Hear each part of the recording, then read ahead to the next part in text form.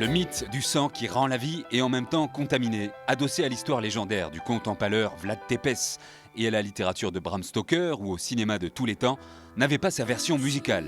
Kamel Wally en a fait un succès de ces derniers mois sur les scènes de France.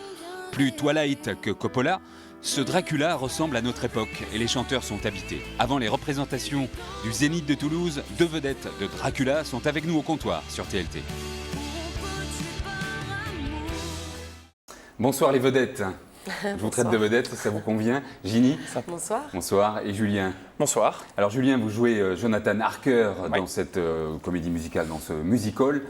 Jonathan Harker, c'est celui qui va se retrouver en Transylvanie. On connaît tous l'histoire de Bram Stoker, adaptée au cinéma, etc. Donc c'est un homme normal. Comment faites-vous, vous qui êtes plutôt olé, pour retrouver une certaine normalité? Je suis allé chercher dans ce clerc de notaire anglais justement un côté peut-être un peu excentrique, mais dans l'absolu, dans le côté anglais. Je me suis inspiré d'artistes comme Johnny Depp dans Sleepy Hollow pour avoir ce côté un peu peut-être un peu plus froid même que les vampires, puisque le spectacle est orienté pour présenter le côté fantastique des vampires, leur côté justement farfelu, et les humains restent assez cliniques, assez froids justement, donc il y a une espèce de paradoxe comme ça. Sleepy Hollow, c'est ce film où un cavalier sans tête traverse les brumes de Tim Burton, des arbres calcinés, un film de Tim Burton. C'est donc le bal des vampires un peu sur la scène du Zénith en fin de semaine prochaine. Exactement. Ginny, vous vous êtes inspirée de tableaux, de films pour trouver ce rôle de Satine. J'ai vu Dracula de Coppola. De Coppola, évidemment. Et puis écoutez, non, je crois que je me suis laissée un petit peu porter comme ça par quelques indications par-ci par-là, par mes costumes aussi également, qui sont assez parlants. J'ai une robe violette incroyable avec plein de diamants partout qui brillent de mille feux, avec une traîne de 3 mètres de long. Et puis voilà, écoutez, je crois que ce personnage est très autoritaire, très sexy, très sulfureuse. Le film de Coppola est assez sexy par moments, enfin une sexualité trouble. Ouais, c'est très troublant. On retrouve ça sur scène ou c'est plus familial? Oui, parfois. D'ailleurs, Jonathan Harker a une scène avec mais la scène avec les 3 femmes vampires. De toute façon, ça fait partie de l'histoire de Dracula. C'est une sorte de... Coppola disait que c'était pour lui une sorte de cauchemar érotique un peu... alors évidemment, on ne peut pas retransposer ça sur scène et tout, puisque ça se veut être un spectacle aussi familial et qu'on peut venir avec ses enfants sans aucun problème. Il y a plusieurs niveaux de lecture. Oui, voilà, c'est un peu le Alice au Pays des Merveilles, quoi. Il n'y a pas de sang. Non, il n'y a pas de sang, il n'y a rien de choquant. C'est plutôt, on est pendant 2h30 dans un univers qui nous embarque ailleurs, quoi. Une sorte de rêve, voilà.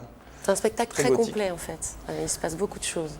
On va voir un document maintenant. Je pense que c'est vous qui chantez Julien Loco de votre nom de scène. Tout à fait. C'est un rapport avec Loco, Eres Loco. Tout à fait. Ouais. La folie. Avec notre... Vous êtes de Bordeaux? Oui, de Bordeaux. C'est pas grave. En tant que Toulousain, je ne peux pas dire que ce soit très grave. Néanmoins, on vous accepte ici sur le plateau. À l'intérieur, et j'ai tout fait pour ça. Quand elle m'a fait saigner le cœur, je l'ai gardé pour moi.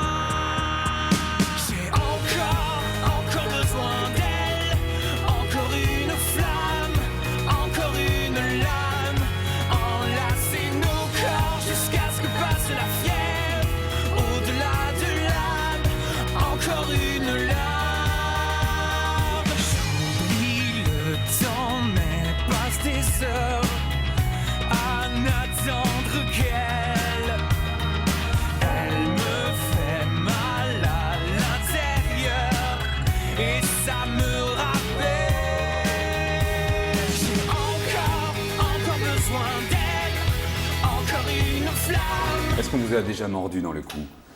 Oui, tous les soirs. Pour la scène des 3 vampires, donc j'ai 3 danseuses qui me mordent les bras, le cou. C'est agréable? C'est très très agréable. Vous avez passé le casting à une certaine époque, vous n'étiez pas un novice dans la musique. Il y a longtemps que vous faites... Non, j'étais sur la scène pop-rock avec mes musiciens. Ce qui était nouveau pour moi, c'était la comédie musicale, à la différence de Ginny, donc qui avait déjà connu Lady Com. Mais on va en parler, c'était pour moi une nouveauté que de partager la scène avec des danseurs, avec des circassiens, moi j'ai l'habitude d'avoir mon micro, des musiciens derrière, et donc c'était intéressant. C'est une belle expérience, j'apprends plein de choses. Vous savez pourquoi ils vous ont choisi? Pour le côté... non, j'en ai aucune idée. Alors quand on tape, bien sûr, quand on vous googlise, quand on tape votre nom un peu partout sur Internet, on trouve des tas de choses parce que là, ce n'est pas le cas aujourd'hui, mais vous vous trimballez souvent avec une caméra. Oui. Ouais. Qu'est-ce que vous en faites de cette caméra? Vous êtes J'ai- un vidéaste invétéré Ouais, j'aime bien prendre plein d'images et puis même pour nous, avoir avoir un souvenir, quoi. J'aime bien... Ouais. On fabrique des carnets de voyage dans chaque ville. Il y a des choses intéressantes? Il se passe toujours plein de choses Vous intéressantes. postez tout ou vous gardez quand même Non, je poste tout. En fait, je montre vraiment tout ma vision du spectacle, Ouais. tout ce que j'entends, tout ce que je vois. Donc je monte vraiment... voilà, puis je réalise des courts-métrages. Voilà, c'est ce qu'on voit ici. Ça, c'est pas un film de tournée parce que ça ferait flipper vraiment. Non, ouais. Néanmoins, vous devez vivre des aventures avec les fans. Ça fait partie de vos œuvres originales. Ouais. Vous êtes cinéaste en quelque sorte. Ouais, je réalise des courts-métrages, voilà. Et puis donc ça, c'est Hélène Buani, qui est une danseuse qui est dans le spectacle Ouais. Dracula, puisque ce spectacle nous a permis de rencontrer plein de gens. Et donc voilà, j'ai réalisé ce court-métrage en Alors, c'est décembre. juste un extrait parce que la suite est terrifiante. Déjà, là, il y a une ambiance, comme dirait Jean-Luc Mélenchon, glauque, puisqu'il remet ce mot à la mode. Sur des thèmes horrifiques, c'est ce qui vous plaît? Ouais. En fait, non, c'est pas l'horreur qui me plaît. J'aime ce qui est la poésie noire. En fait, je trouve ça très beau. Je suis un passionné de Baudelaire. Je trouve que dans Les Fleurs du Mal, il y a énormément de poésie, il y a énormément de beauté. Ouais. Et Dracula fait partie de ce cadre-là. C'est une histoire d'amour avant tout.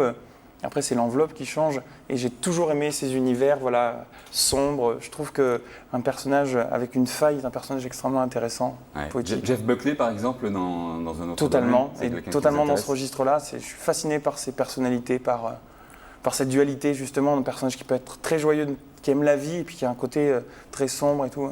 Alors, puisque vous n'êtes pas gêné par les documents que je suis allé pêcher sur Internet, de toute façon, Allons-y. ça traîne, un dernier avant d'interroger Ginny. Ça s'appelle Aspirine expérimentale, je crois. Oui, De quoi s'agit-il? c'est en fait des rêves Ouais. que je mets en image. C'est l'histoire d'un personnage qui a plein de rêves différents et qui voilà, soit dans plein de contextes différents. Et C'est vous qui montez, c'est vous qui tournez, je vous tourne, je scénarisez monte, éventuellement? musique, tout, voilà. Tout est fait. Et je vais chercher plein de gens de Dracula, parce que comme on est une famille, donc à chaque fois je vais chercher plein de mondes différents. Donc ouais, ça fait encore partie, voilà, cet univers fantastique que j'aime énormément. Ouais. Comme dirait Alain Chabat, ça fiche la trouille. On dirait du David Lynch, il y a Ouais, il y a le côté de Tim Burton que j'aime, il y a le côté, voilà, ce côté vieille musique avec ce décalage, tout est clair, tout est blanc. Ouais, il y a des jumelles. Ouais. Ça, c'est un thème aussi, souvent des... Ah ben dans le fantastique, les siamoises, les jumelles, ça reste un... Donc on voit votre avenir ici, là? Non, c'est la chanson. Je suis avant tout chanteur. Hein. Non, on ne dirait pas comme ça, mais avant tout, je suis chanteur, ouais. Ouais. Je défends sur scène des chansons, et puis l'album que je prépare est dans un registre totalement différent, très pop, très lumineux. Ouais. Mais voilà, ça fait partie de ma personnalité, ce côté torturé et noir. Alors, c'est une histoire de voix quand même, hein, ce musical Ouais. Dracula. C'est presque... quand je vais à l'opéra, il y a toujours ce sentiment que les chanteurs s'emportent et que l'oxygénation de leur cerveau les emmène ailleurs. C'est votre cas quand vous prenez de grandes tirades? Oui, je crois que effectivement, quand je chante, ça m'emmène très très loin. Ouais. Très très loin. Donc vous aussi, lorsque vous avez fait le casting de Dracula, vous aviez déjà une carrière, les 10 commandements, vous avez fait Petite carrière. des albums aussi. Même on peut voir sur internet une chanson où vous partagez la partition avec Ray Charles. Ouais, grande Ouais. chance, ouais, absolument. J'ai eu cette chance-là incroyable. Mon éditeur m'a tenu au courant de ce projet. Ray Charles cherchait une jeune chanteuse de la nouvelle génération pour faire un duo, en fait, donc français-anglais. Et donc j'ai passé un casting vocal, tout bêtement. Donc j'ai posé ma voix sur la bande. La bande est partie à Los Angeles. Et voilà. Et c'est Il a là accepté que- de poser sa voix. Non, il y avait déjà sa voix sur Il y la avait déjà bande, sa donc voix, ouais. moi j'ai simplement posé la mienne. Et voilà, il m'a choisi uniquement par le son de ma voix, ce qui est plutôt très flatteur. Et pour le casting de Dracula, c'était uniquement physique? Le casting de Dracula, en fait, j'ai été au courant de ça il y a 1 an et demi. J'ai su que, puisque moi j'ai déjà travaillé sur les 10 sur les 10 commandements avec Kamel Wally, donc j'ai entendu parler de Dracula et j'étais très très très intéressée de bosser, enfin de rebosser encore avec Kamel sur ce projet. Et donc j'ai appelé Bruno Berberes, qui est le directeur de casting de Paris. Et voilà, je lui ai demandé s'il y avait peut-être un rôle pour moi. Et il m'a dit, écoute, ça se pourrait bien, donc je t'invite à passer les castings. Ils vous ont mis dans ce rôle parce qu'il y avait quelque chose entre vous et ce personnage? On a parlé tout à l'heure. Je crois que ça s'est fait au fur et à mesure en fait, des castings petit à petit, et ça a commencé à se dessiner, puisque moi au départ, je n'étais pas vraiment pressentie pour le rôle de Satine, mais plutôt pour le rôle de Poison, qui est plutôt une espèce de peste vampire. Et puis finalement, voilà, ça s'est retrouvé sur le rôle de Satine, qui est une femme très autoritaire, très sexy en même temps, très froide, mais voilà. Maintenant, on vous voit, on vous entend en pleine action.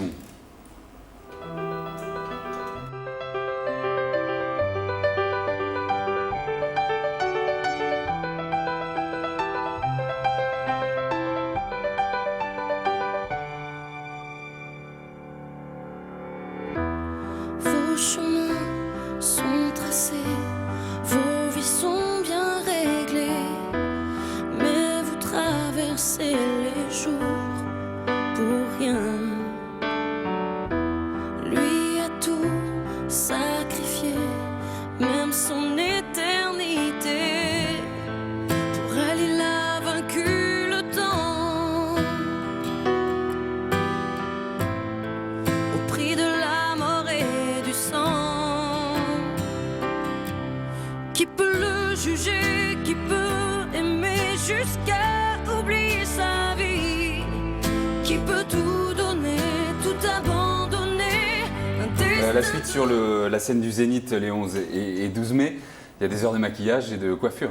Absolument. Pour poser une question légère. Oui, tout à fait. Oui, il y a à peu près 2 heures et demie de préparation pour le maquillage et puis la coiffure. Enfin, c'est tout un travail. Moi, j'ai des perruques incroyables. Même pour s'habiller, ça prend un peu de temps aussi. Vous entendez bien, vous l'avez dit dans l'équipe, il n'y a pas quand même des histoires.